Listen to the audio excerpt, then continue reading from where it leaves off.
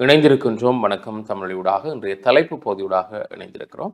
இன்றைய நாளில் என்ன விடயத்தை பற்றி கதைக்கப் போலாம் என்று பார்க்கின்ற பொழுது, அதிகமாக நாங்கள் அண்மித்த நாட்களில் அறிகின்ற விடயங்கள் இந்த திடீர் மரணம் என்கிற ஒரு விடயம் பலருடைய வாழ்க்கைக்கு ஒரு மாறுதல்களையும் புரட்டி போடுகின்ற தன்மையும் கொண்டிருக்கின்றது. இந்த திடீர் மரணங்கள் தொடர்பான விடயங்களை பேசலாம். குறிப்பாக யாழ்ப்பாண வைத்தியசாலை சத்திர சிகிச்சை நிபுணர் மாரடைப்பாள் மரணம் என்கிற ஒரு செய்தியை நாங்கள் நேற்று அறிந்திருந்தோம். அதே போன்று பல செய்திகள் நேற்றைய தினமும் திடீர் இறப்புகள் தொடர்பான செய்திகள் வந்திருந்தது, குறிப்பாக மாரடைப்பாள்.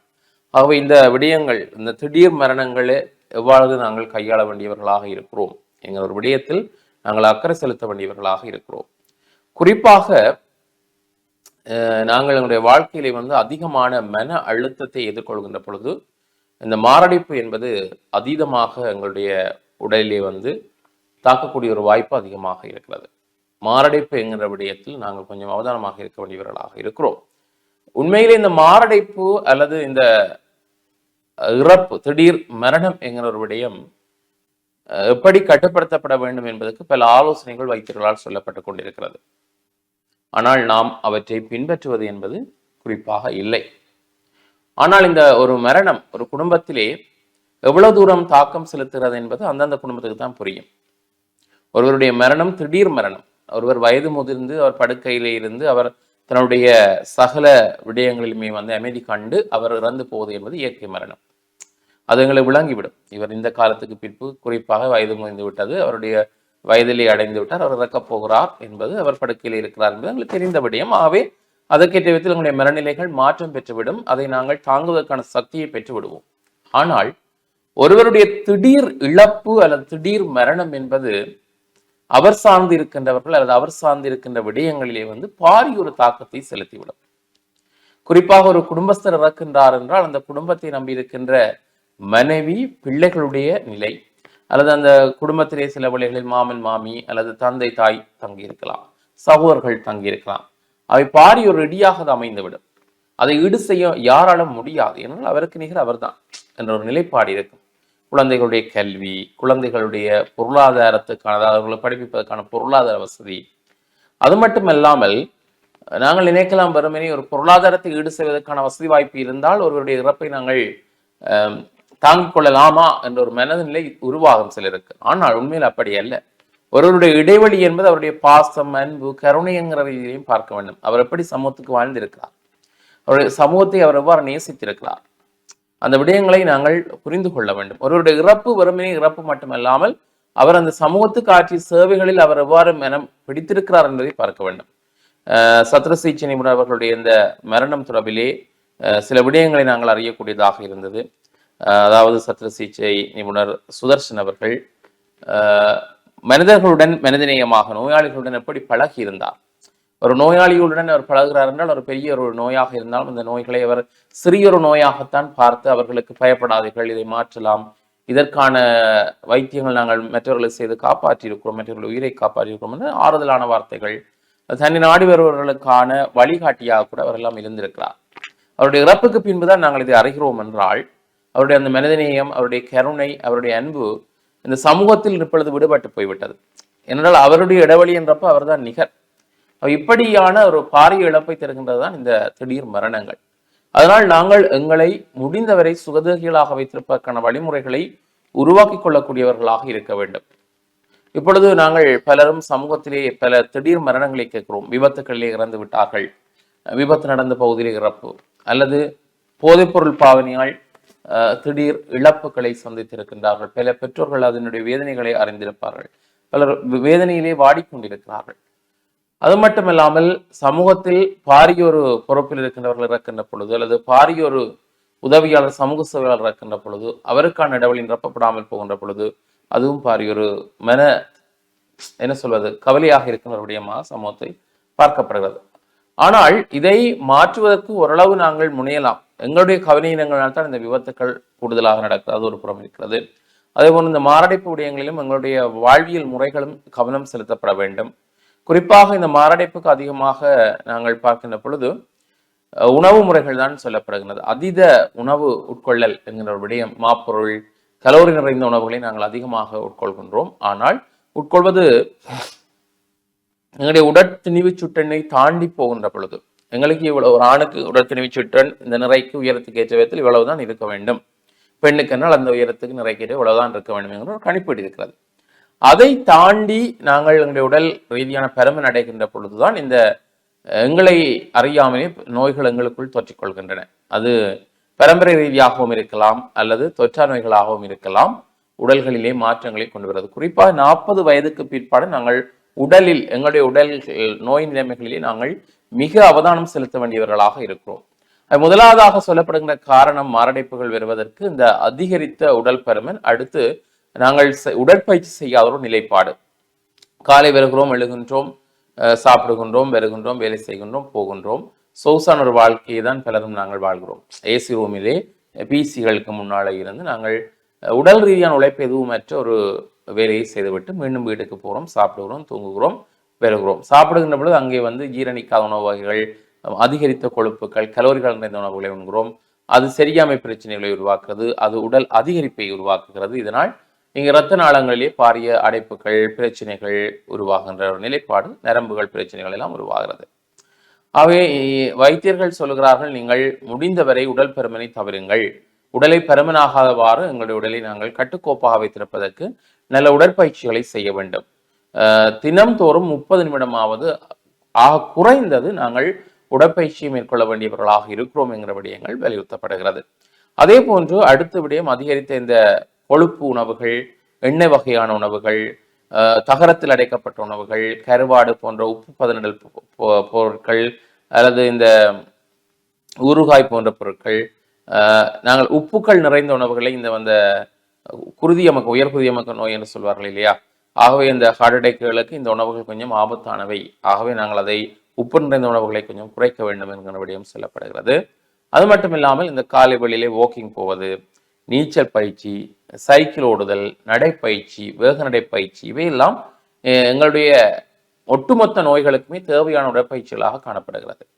ஒருவருக்கு நீரிழிவு நோய் இருக்கிறது, அதிகரித்த கொழுப்பு இருக்கிறது, அடுத்து அவருக்கு இதயம் பலவீனமாக இருக்கிறதுனால் அடுத்த கட்டங்களில் இந்த ஹார்ட் என்கிற பிரச்சனையும் அவரிடம் சேர்ந்து விடக்கூடிய வாய்ப்பை உருவாக்கிவிடும். இதனால் அவர்கள் அடுத்தடுத்த கட்டங்களே பாதிக்கக்கூடிய ஒரு வாய்ப்பு இருக்கிறது.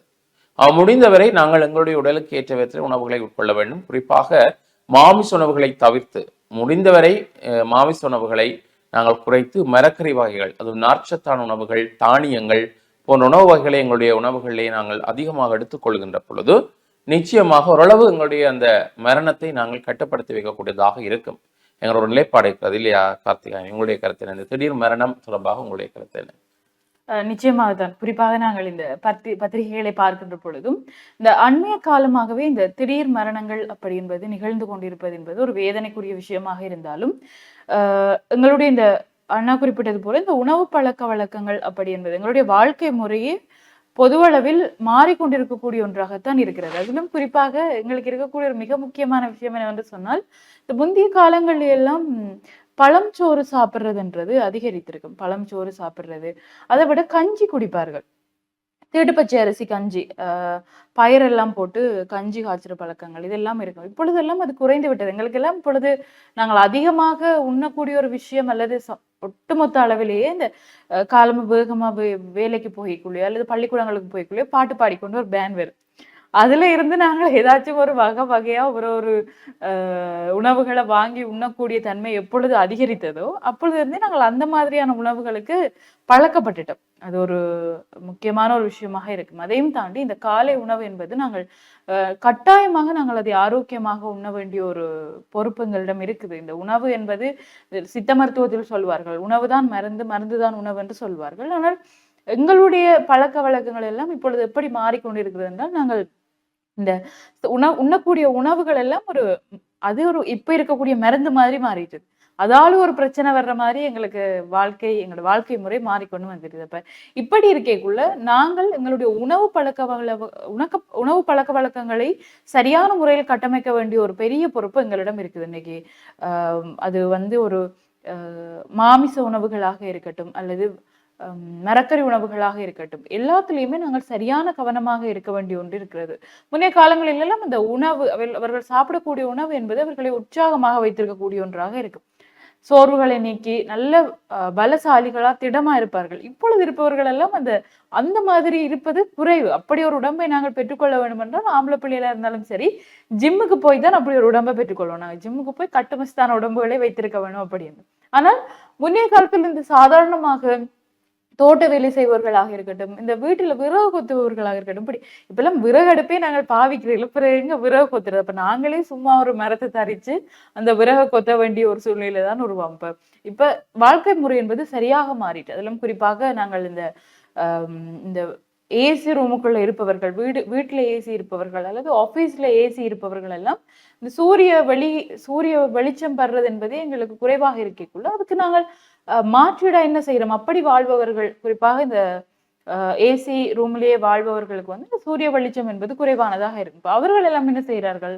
மருந்துகள், அதற்குரிய மருந்துகளை பயன்படுத்தி கொண்டிருக்கிறார்கள். அப்ப எங்களுக்குரிய வளங்கள் எல்லாம் இருந்துமே அதை பெற்றுக்கொள்ள முடியாத தன்மை என்பது வேலை சூழலும் அதிகரித்திருக்கக்கூடிய அந்த நவ நாகரிகங்களாக இருக்கட்டும், உங்களுடைய வாழ்க்கை முறை என்பது ஒப்பீட்டளவில் முன்னைய காலத்தை விட எவ்வளவோ மாறிட்டு, அது ஒரு 5-6 வருடங்கள் கூட நாங்கள் சொல்லலாம் ஒரு வேகமான வளர்ச்சி அடைந்திருக்குது. இப்பதான் நாங்கள் டெக்னாலஜி வளர்ந்திருக்குது, இப்பதான் ஐசிடி எல்லாம் வந்திருக்கண்டு நாங்கள் கதைச்சு கொண்டிருக்கிறோம்.